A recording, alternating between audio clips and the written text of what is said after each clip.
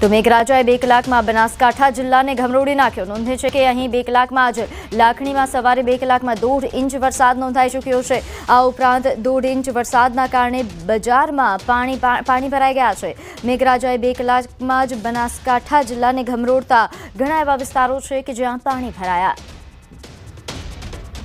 લાખણી હાલ પાણી થયું હોય તેવા પ્રકારના દ્રશ્યો પણ સામે આવી રહ્યા છે। નોંધે છે કે અહીં ફક્ત 1.5 ઇંચ વરસાદ પડ્યો, પરંતુ આ 1.5 ઇંચ વરસાદમાં જ અહીં બજારોમાં પાણી ભરાઈ ગયા છે, જેના કારણે લોકોને હાલાકી ભોગવવાનો વારો આવ્યો છે। આ 2 કલાકમાં 1.5 ઇંચ વરસાદના દ્રશ્યો છે। આ ઉપરાંત દાંતામાં સરકારી હોસ્પિટલમાં વરસાદી પાણી ઘૂસ્યા। બનાસકાંઠામાં હાલ જે રીતે મેઘરાજા વરસાદ મેઘમહેર કરી રહ્યા છે તે ક્યાંક મુસીબત પણ બની રહ્યા છે। દર વર્ષે અહીં પાણી ભરાઈ જવાની સમસ્યાઓ સામે આવતી હોય છે, ત્યારે ફરી એકવાર સરકારી હોસ્પિટલમાં વરસાદી પાણી ઘૂસી ગયા, જેના કારણે દર્દીઓને હાલાકી ભોગવવાનો વારો આવ્યો। આ દ્રશ્યો છે સરકારી હોસ્પિટલના। અહીં પરિસરમાં પાણી ઘૂસી જતા દર્દીઓને હાલાકી ભોગવવી પડી। તો અહીં તંત્રની બેદરકારી પણ ખુલ્લી થઈ છે, કારણ કે ખાસ કરીને સરકારી હોસ્પિટલ જેવી જગ્યાઓ કે જ્યાં મોટી સંખ્યામાં લોકોની અવરજવર હોય છે, ત્યારે આ દ્રશ્યો ખૂબ જ ચોંકાવનારા છે, કારણ કે 2 કલાકમાં પડેલા વરસાદમાં જ અહીં સરકારી હોસ્પિટલ પાણી થયું છે। બનાસકાંઠામાં મોડી રાતથી વરસાદી માહોલ જામ્યો હતો। દાંતાની સરકારી હોસ્પિટલમાં વરસાદી પાણી ઘૂસ્યા। દર વર્ષે અહીં વધારે વરસાદ આવતા પાણી ભરાઈ જાય છે।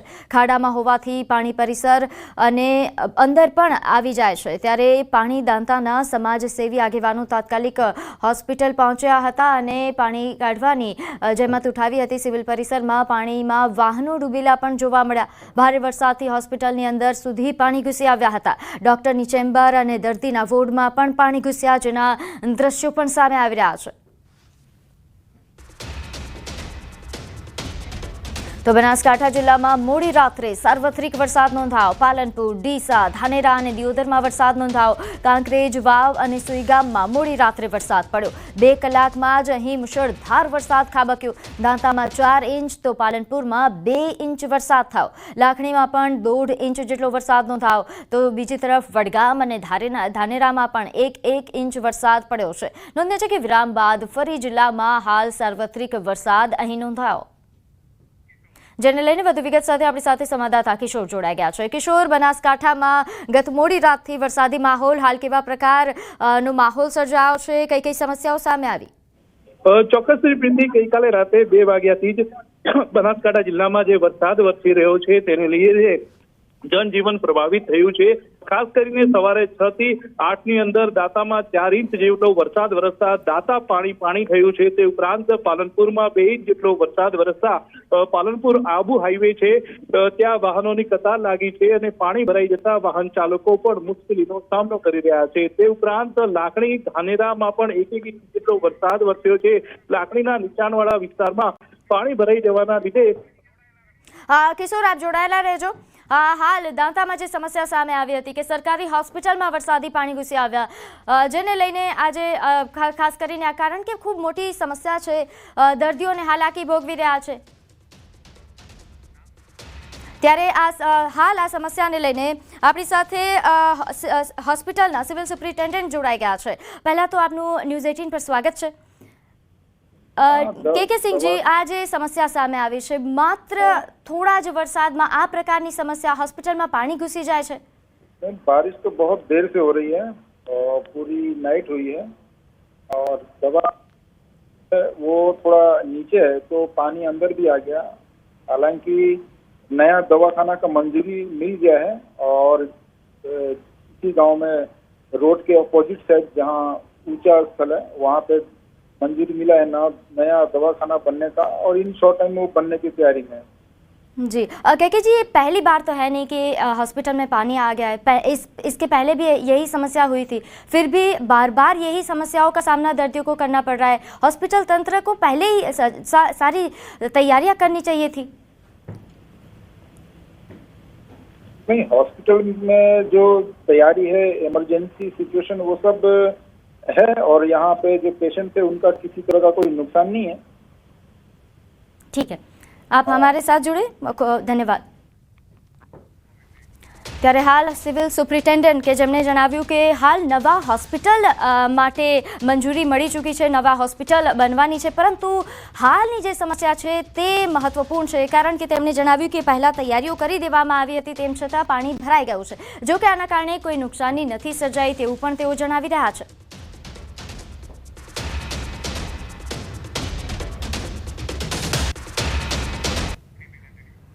તો બનાસકાંઠા જિલ્લામાં સવારથી જ વરસાદી માહોલ. દાંતા તાલુકામાં વહેલી સવારથી વરસાદ. શક્તિપીઠ અંબાજીમાં વરસાદના કારણે માર્ગો પર પાણી વહેતા થયા. અનેકો નીચાણવાળા વિસ્તારોમાં પાણીનો ભરાવો થયો. વરસાદની સારી આવકને લઈને ખેડૂતોમાં ખુશીની લહેર છવાઈ. વરસાદના કારણે સવારે શાળાએ જતા બાળકોને પણ મુશ્કેલી વેઠવાનો વારો આવ્યો. સવારથી જ ભારે વરસાદ વરસતા વાહન ચાલકોને પણ હાલાકી પડી. અનેક રાહદારીઓ તેમજ વાહન ચાલકોને મુશ્કેલી પડી. તો દાંતા તાલુકામાં વહેલી સવારથી જ વરસાદ નોંધાયો. અહીં અંબાજીમાં માર્ગો પર પાણી વહેતા થયા, જેના કારણે લોકોને હાલાકી ભોગવવાનો વારો આવ્યો. નોંધે છે કે વહેલી સવારે વરસાદી પાણી ભરાતા શાળાએ જતા બાળકોને પણ હાલાકી ભોગવવાનો વારો આવ્યો. આ ઉપરાંત વાહન ચાલકોએ પણ હાલાકી ભોગવવી પડી. અહીં જે બજારો છે, આ ઉપરાંત મુખ્ય રસ્તાઓ પર પાણી વહેતા થયા છે.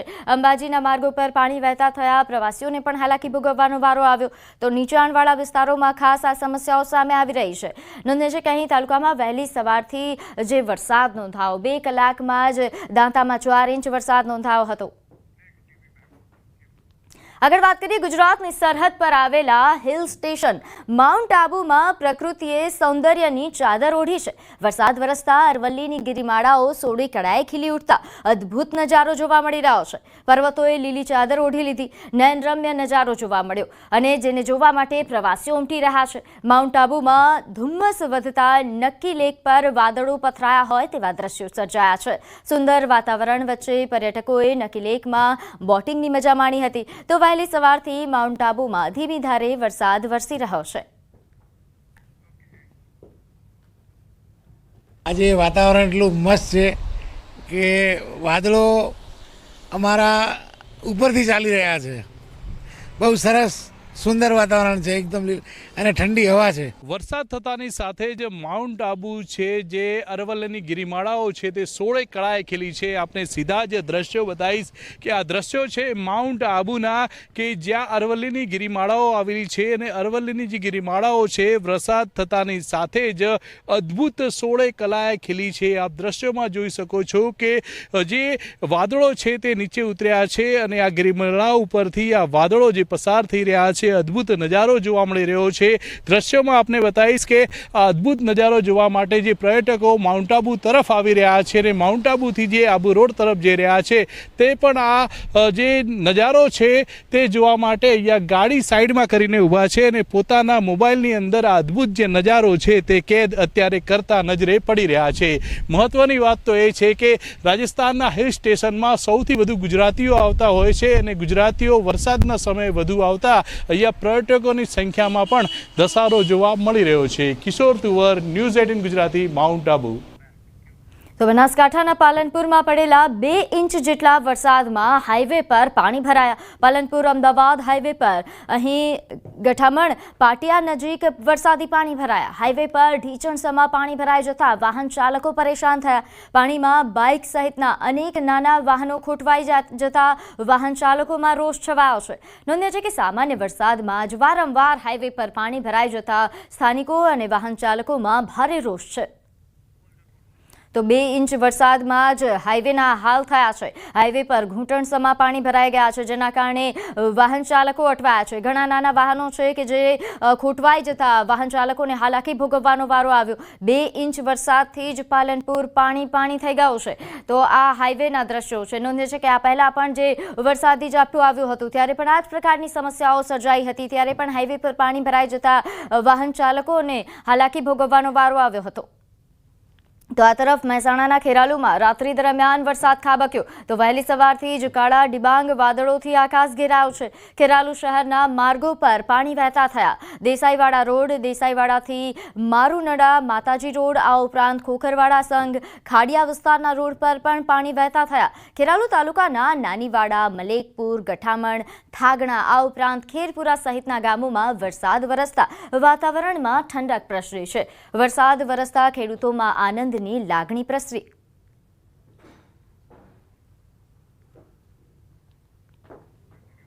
તો હવામાન વિભાગની આગાહી સામે આવી છે. 6 દિવસ રાજ્યમાં હળવાથી મધ્યમ વરસાદની આગાહી. થંડરસ્ટોર્મ એક્ટિવિટી સાથે વરસાદ થઈ શકે. 30 થી 40 કિલોમીટરની ઝડપે પવન ફૂંકાઈ શકે છે. કેટલાક ભાગોમાં હળવો તો મધ્યમ વરસાદ થઈ શકે છે. ખાસ બનાસકાંઠા, પાટણ, મહેસાણા, સાબરકાંઠા તેમજ ગાંધીનગર, અરવલ્લી, ખેડામાં વરસાદની શક્યતાઓ છે. આ ઉપરાંત અમદાવાદ, આણંદ, પંચમહાલ, દાહોદ, મહીસાગર, વડોદરા, છોટાઉદેપુર, નર્મદામાં પણ વરસાદને લઈને આગાહી કરવામાં આવી છે. તો ભરૂચ, સુરત, ડાંગ, તાપી, નવસારી, આ ઉપરાંત રાજકોટ, જામનગર, પોરબંદર, જૂનાગઢ અને અમરેલી, ભાવનગર, મોરબી એટલે કે સૌરાષ્ટ્રના જે ભાગો છે, દ્વારકા, ગીર સોમનાથ અને કચ્છમાં પણ હળવો કે મધ્યમ વરસાદ થઈ શકે છે. આમ રાજ્યમાં 388.6 mm વરસાદ હાલ નોંધાયો. સામાન્ય રીતે 255.7 mm વરસાદ અત્યાર સુધીમાં હોવો જોઈએ, પરંતુ આ વખતે સારો એવો વરસાદ પડ્યો છે. આજે અમદાવાદમાં પણ હળવાથી મધ્યમ વરસાદની આગાહી.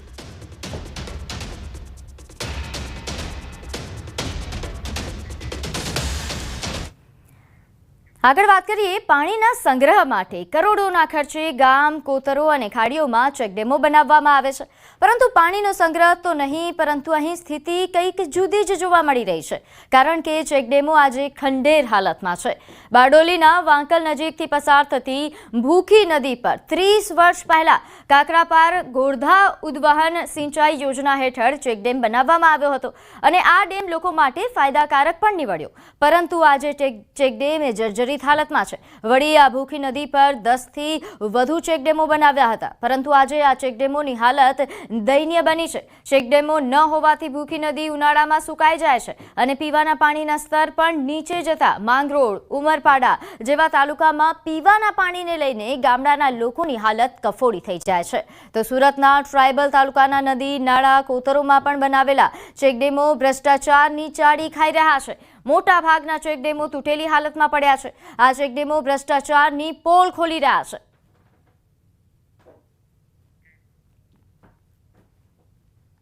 આવા ચેકડેમો ગણે તો હજારોની સંખ્યામાં છે. બધી નાની મોટી ખાડીઓ પર બધે જ આવી રીતે ચેકડેમો બનાવવામાં આવેલા છે. એ પછી વડની ખાડી હોય, એ નાંદોલાની ખાડી હોય, એ વાંકલની ખાડી હોય, એ વેરાકોઈની ખાડી હોય, એ વસરાઈની ખાડી હોય, એવી અનેક ખાડીઓ પર આ બધા ચેકડેમો બનાવવામાં આવેલા છે મંગળૂર તાલુકા. હવે તમે જોયું, આ તમારી નજર સમક્ષ છે, આ જે 20 થી 25 લાખ રૂપિયાનો આ ચેકડેમ છે ને એ ચેકડેમની અંદર આજે કોઈને પડી નથી. પરંતુ હલકી કક્ષાનું મટીરિયલ અને જે પણ અધિકારીઓ છે એ લોકોની અણધટ નીતિના કારણે આ ચેકડેમનો કોઈ આજની તારીખે ધણી નથી. સુરત જિલ્લાની અંદર વિવિધ યોજનાઓમાંથી આ ચેકડેમો બનાવવામાં આવે છે. તો આજે એને કોણે બનાવ્યું એવા કોઈ બોર્ડ મારવામાં આવ્યા નથી કે એનું ફરી મેન્ટેનન્સ કે સમારકામ ક્યારે થશે તેની પણ કોઈ જાતની જાણકારી અહીંયા છે નહીં. તો અમરેલી શહેરની જીવાદોરી સમાન ઠેબી ડેમ હવે પ્રથમ વખત સંપૂર્ણ ભરાશે. રાજ્યના પાણી પુરવઠા મંત્રી કુંવરજી બાવળિયાએ ઠેબી ડેમની મુલાકાત લીધી હતી, જેમાં ડેમના પાણીના વધામણા કરીને અમરેલી નગરજનોની વર્ષો જૂની માંગ સંતોષી હતી. મહત્વનું છે કે 1996માં અમરેલીની ભાગોળે આ ઠેબી ડેમનું નિર્માણ કરવામાં આવ્યું હતું અને ત્યારબાદ આજ સુધી આ ડેમ માત્ર 54% જેટલો જ ભરવામાં આવતો હતો. પરંતુ કારણ કે આ સિંચાઈ યોજનામાં 126 FRL મીટર સુધી પાણી ભરવામાં આવે તો બિન સંપાદિત જમીનમાં ઉભેલા હયાત પાકને ભારે નુકસાન થાય તેમ હતું. પરંતુ હવે રાજ્ય સરકારે ડૂબમાં જતી જમીનનું સંપાદન કરવા અને નવો રસ્તો બનાવવા મંજૂરી આપી છે. અંદાજિત રૂપિયા 13.66 કરોડના ખર્ચે 17 હેક્ટર કરતાં વધુ જમીનનું સંપાદન કાર્ય હાથ ધરાશે, જેથી ઘણા વર્ષોથી ઠેબે ચડેલી આ ઠેબી ડેમનો આ પ્રશ્ન ઉકેલાશે અને આ વિસ્તારના લોકો અને ખેડૂતોને તેનો સીધો જ ફાયદો થશે. અમરેલી શહેરને પીવાના પાણી માટે દરરોજ પાણી મળી રહે એવો આ ઠેબી ડેમ પીવાના પાણી માટેનું રિઝર્વેશન થયેલો આ ડેમ એમાં જમીન સંપાદન અને બાકીનું જે કંઈ કરવાનું થતું હશે એના માટેનું અમે પૂરતું ફંડ ફાળવી આપ્યું છે. હજુ પણ કાંઈ વિશેષ કરવાનું થતું હશે તો એ કરાવીને પણ 100% આ ડેમને પાણીથી ભરી શકાય. 1990થી જે પ્રશ્ન પડતર પીડ્યો હતો અને ઠેબી ડેમ એટલે અમરેલીની જીવાદોરી ગણી શકાય. અમરેલી શહેર માટે પાણીનો કાયમિક માટે પ્રશ્ન હલ કરી શકે એ પ્રકારનો જ્યારે પ્રશ્ન હતો, આજુબાજુના 20 ગામ જેટલા ગામડાઓમાં પણ ફાયદો થાય આ ડેમ ભરાવાથી. 30% ડેમ આપણે ભરાતો નહોતો, 17 હેક્ટર જમીન જે એક્વાયર કરવાની હતી એ રાજ્ય સરકારે મંજૂરી આપી દીધી છે. સુરેન્દ્રનગર મહાનગરપાલિકા વિસ્તારમાં આવેલ રતનપર રાજકોટ બાયપાસ રોડ પર આવેલ વૃંદાવન, ચામુંડા પાર્ક અને મેલડીપરા સહિતની સોસાયટીમાં વરસાદના વિરામ બાદ 5 દિવસ પછી પાણી ઓસર્યા નથી, જેથી મનપાની પ્રી મોન્સૂન કામગીરી પર સવાલો ઉઠી રહ્યા છે. આ વિસ્તારમાં અંદાજે 10,000થી વધુ લોકો વસવાટ કરે છે અને છેલ્લા ઘણા વર્ષોથી આ વિસ્તારમાં વરસાદી પાણી ભરાવવાની સમસ્યા હોવા છતાં તંત્ર દ્વારા કોઈ જ કામગીરી કરવામાં ન આવતી હોવાનો સ્થાનિકો આક્ષેપ કરી રહ્યા છે. પાણી ભરાઈ રહેવાના કારણે પાણીજન્ય તેમજ મચ્છરજન્ય રોગચાળો વકરે છે. વડી રોડ રસ્તા પર પડેલા ખાડાના કારણે અવરજવરમાં પણ હાલાકી પડી રહી છે. ખાડાઓમાં પાણી ભરાઈ રહેતા વાહનો પણ અવરજવર કરી શકતા નથી, ત્યારે રજૂઆતોને ધ્યાનમાં ન લેતા અંતે સ્થાનિકો રોષે ભરાયા છે અને ચૂંટણી બહિષ્કારની ચીમકી ઉચ્ચારી રહ્યા છે. ફાટસર, ચામુંડા પાર્ક વિસ્તાર, મથુરા પાર્ક વિસ્તારમાં તમે જોઈ રહ્યા છો કેટલા પ્રમાણમાં પાણી ભરાયા છે. વરસાદી પાણી ભરાયેલા છે, તેમ છતાં તંત્ર અમારી સાથે ઓરમાયું વર્તન રાખે છે અને અહીંયા ભયંકર પ્રમાણમાં અત્યારે લોકો માંદા પડ્યા છે, મેલેરિયા જેવા છે. અને તમે જોયો તો રસ્તાની અંદર કોઈ પણ જાતની એમ્બ્યુલન્સ કે વાહન વ્યવહાર આવી શકે તેમ નથી. વર્ષથી અમે રહેવી છીએ, આ પાણીનો કોઈ નિકાલ થતો નથી અને મચ્છરનો બહુ રોગચાળો છે. અને જો ડિલિવરી ઉપર બાય હોય એને કેમ લઈ જાવી? અમારી ડિલિવરી એ રસ્તામાં પાણી ભર્યા હોય અને મારા સસરા મારા સાસુ બે બીમાર જ છે. અમારે મહિને દવાખાને લઈ જવાનો હોય પણ ઉતરી શકે એવું છે નહીં પોઝિશન. પાણીમાં કઈ રીતે ચાલે? કોઈ સગવડતા છે નહીં, વાહન કોઈ આવતા નથી, હાલવાની સમસ્યા, છોકરા કોઈ સ્કૂલે પહોંચી શકતા નથી. 3-4 બાયુને રિક્ષામાં ડિલિવરી થઈ જાય, 500 ગઢા બુઢા પાસાથી 108 નહીં આવતી. પાણીની સગવડતા નહીં, રસ્તાની નહીં, કોઈ જાતની સગવડતા નથી. મત લેવા તો આવતા જ નહીં. બધાને સાંભળવાનું છે, અમારો કોઈ આ ધણી ધોરી નથી. અમે આ બધી બાબતથી કંટાળીને બેઠા છે અને આ વસ્તુનો નિકાલ નહીં થાય તો આના માટે અમારે ઉગ્ર આંદોલન કરવું પડશે. સુરેન્દ્રનગર મહાનગરપાલિકા વિસ્તારમાં રતનપર બાયપાસ રોડ પર આવેલ 4 થી વધુ સોસાયટીમાં વરસાદે વિરામ લીધાના 5 દિવસ બાદ પણ વરસાદી પાણીના ઠેર ઠેર ભરાવાના કારણે આ વિસ્તારમાં રોગચાળો ફાટી નીકળે તેવી દહેશત છે. રતનપર બાયપાસ રોડ પર આવેલ Chamunda park, Vrindavan society, Mathura society તેમજ મેરડીપરા સહિતની જે 4 થી વધુ સોસાયટીમાં 10,000થી વધુ જે લોકો છે વસવાટ કરી રહ્યા છે. વરસાદી પાણીના નિકાલની કોઈ પણ પ્રકારની વ્યવસ્થા ન હોવાના કારણે આ વિસ્તારમાં આજ વરસાદે વિરામ લીધાના 5 દિવસ બાદ પણ હજુ વરસાદી પાણી ઠેર ઠેર ભરાયેલા જોવા મળી રહ્યા છે. આ મામલે મહાનગરપાલિકા તંત્રમાં સ્થાનિકો દ્વારા અવારનવાર રજૂઆત કરવા છતાં મહાનગરપાલિકા તંત્ર દ્વારા માત્ર અને માત્ર આશ્વાસન આપવામાં આવ્યું હોવાનો સ્થાનિકો દ્વારા આક્ષેપ કરવામાં આવી રહ્યો છે. અને સ્થાનિકોની આ સમસ્યાનો જો આગામી સમયમાં નિકાલ નહીં થાય તો રાજકીય લોકોને પ્રવેશબંધી તેમજ મહાનગરપાલિકાના ચૂંટણી બહિષ્કારની ચીમકી પણ સ્થાનિકો દ્વારા ઉચ્ચારવામાં આવી છે. અક્ષય જોશી, ન્યૂઝ 18 ગુજરાતી, સુરેન્દ્રનગર. તો સાબર ડેરી સામે પશુપાલકોનો વિરોધ હજુ યથાવત છે. ભાવફેર સામે પશુપાલકોનો 6ઠ્ઠા દિવસે પણ વિરોધ યથાવત. સાબરકાંઠા અરવલ્લીના પશુપાલકોનો આક્રોશ. ડેરીની ભાવફેરની જાહેરાતને પશુપાલકો લોલીપોપ ગણાવી રહ્યા છે. સાબર ડેરીએ ગઈકાલે નિયામક મંડળની બેઠક બાદ જાહેરાત કરી હતી. પ્રતિ કિલો ફેટે 995 રૂપિયા મુજબ ભાવ ચૂકવવાની જાહેરાત કરી હતી, ત્યારે અગાઉ 960 રૂપિયા પ્રમાણે ચૂકવાયો હતો ભાવફેર. પશુપાલકોને ભાવફેરનો તફાવત ચૂકવવાની જાહેરાત થઈ હતી. તો દૂધ ઢોળવાના વિરોધને લઈને હવે પોલીસ ફરિયાદ કરાશે તેવી પણ માહિતી આપી. તો આ દ્રશ્યો છે, છેલ્લા 6 દિવસથી આ જ રીતે પશુપાલકો વિરોધ દર્શાવી રહ્યા છે. ખાસ કરીને જો વાત કરવામાં આવે, ઘણા પશુપાલકો છે જે દૂધ ઢોળીને વિરોધ કરી રહ્યા છે. ઘણા પશુપાલકો દૂધને વહેંચણી કરીને સેવાકીય કાર્યમાં વાપરીને વિરોધ દર્શાવી રહ્યા છે, પરંતુ વિરોધ હજુ પણ યથાવત છે. નોંધ્ય છે કે અહીં ચેરમેન દ્વારા અપીલ પણ કરવામાં આવી હતી કે જાહેરમાં દૂધ ન ઢોળવામાં આવે, તેમ છતાં હજુ આવા બનાવો બની રહ્યા છે. ઘણા જે દૂધ ઢોળવાના બનાવો છે તેને લઈને હવે પોલીસ ફરિયાદ કરાશે તેવી પણ ચીમકી આપવામાં આવી છે. આ ઉપરાંત જે ભાવફેર જાહેર કરવામાં આવ્યો હતો તેને હવે પશુપાલકો લોલીપોપ ગણાવે છે. તો અરવલ્લી જિલ્લામાં પશુપાલકોમાં રોષ યથાવત છે. નવો ભાવફેર જાહેર કરવામાં આવ્યો છતાં વિરોધ યથાવત. કારણ કે છઠ્ઠા દિવસે પણ અહીં જિલ્લાની દૂધ મંડળીઓ બંધ છે. મોડાસાના બામણવાડ ગામે 300થી વધુ સભાસદો નથી ભરાવી રહ્યા દૂધ. દિવસ સાંજ અહીં ધમધમતી દૂધ મંડળીઓ હવે બંધ જોવા મળી રહી છે. દિવસમાં 3500 લીટરથી વધુ દૂધની આવક ધરાવતા બામણવાડ ગામમાં વિરોધ યથાવત. 20% નફો આપવાની માંગ સાથે આ વિરોધ હજુ યથાવત છે. સાબર ડેરી સામે જે ઘમાસાણ છે તેના બાદ સાબર ડેરી દ્વારા ગઈકાલે સાંજે પ્રેસ કોન્ફરન્સ કરી અને જે ભાવ છે કિલો ફેટનો તે 995 કરવામાં આવ્યો છે. હવે સમગ્ર મામલે મોડાસાનું જે બામણવાડ ગામ છે ત્યાં પશુપાલકોની જે જીત છે હજુ પણ જોવા મળી રહી છે. છઠ્ઠો દિવસ છે, દૂધ મંડળી હજુ પણ બંધ છે. ત્યાં તેમની શું માંગો છે, જે જાહેરાત કરવામાં આવી છે તેમનું શું કહેવું થાય છે? 995 કિલો ફેટનો ભાવ જાહેર કરી દેવામાં આવ્યો. શું માનો છો, આ યોગ્ય ભાવ? ના, આ ભાવ બિલકુલ યોગ્ય નથી. અમને એ જો ખરેખર દિલથી વિચારતા હોય માણસો, તો આ માણસોને શું પરિસ્થિતિ છે અત્યારે ગામડામાં આવીને એ બા એક દિવસ રોકાઈને અનુભવ કર્યો કે કઈ રીતના આ પૂરું થાય છે. એમ લોકો નથી પાલવતું બિલકુલ. ખરેખર એના માટે આ બધું કર્યું છે. ના કરો, વર્ષે ભાવ વધવો જોઈએ. આટલી બધી પ્રોડક્ટો આપણા ડેરી બનાવતી હોય અને એ નુકસાનમાં જાય, આ કઈ રીતનો ધંધો છે? એમ તો પછી બનાસ કરી દો ને, મોથાકૂટ જાય મારે, હા કરી જીવાય મારે. તમારો પેટ ભરવા માટે ડિરેક્ટરોના ઘર ભરવા માટે 40 લાખ રૂપિયા લઈ લો, નોકરી મૂકો, એ બધું અમને ખબર નથી પડતી. અમે વધરા છીએ, બધું જોઈ રહ્યા છીએ. આનો અંત ક્યારે? આનો અંત તો નહીં આવે તો અમે બંધ ચાલુ નથી કરવાના દૂધ. અંત તો લાવવો જ પડશે. ના લાવો તો ગોધીજી રાહે અમે આંદોલન વધારે કરશું. એમ માંગ કેટલાની છે? માંગ 25%, 25 રૂપિયાની. 25% નફો હમણાં આવવો જ જોઈએ. 25% તો તમારે કેટલું દૂધની રોજની આવક થાય છે, તો કેટલું નુકસાન? રોજનું મારું સમજો ને 115થી 20 લીટર દૂધ આવે છે. રોજનું 4,000 થી 4,500 રૂપિયાનું દૂધ થાય. બરાબર. આજે પોચની કા છઠ્ઠો દિવસ આવ્યો આજે. બરાબર. 10 દિવસના 45,000 રૂપિયા થાય મારે.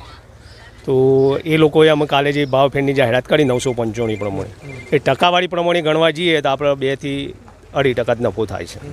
બરાબર. મિનિમમ 20 થી 25% નફો અમને મળવો જોઈએ. કારણ કે અમને કોઈ પાલવાયું જ નહીં. ગઈ સાલ જેટલો એ ભાવ વધારો કે ગઈ સાલ 70% હતું. એ લોકો કેલ્ક્યુલેશન નહીં કરતા હોય કે ભાઈ આ 70 થાય છે કે 12 જ થાય છે.